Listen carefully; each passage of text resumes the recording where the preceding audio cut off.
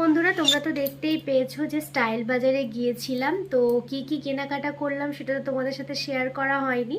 তো এখন তোমাদেরকে দেখাবো যে কি কি কেনাকাটা করলাম। তো চলো ঝটপট করে দেখিয়ে দিই।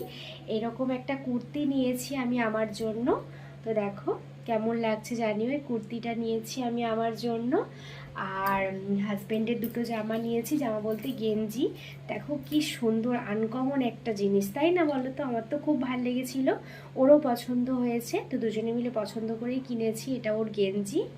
আর একটা গেঞ্জি নিয়েছে, এই যে দেখো, এই একটা গেঞ্জি নিয়েছি।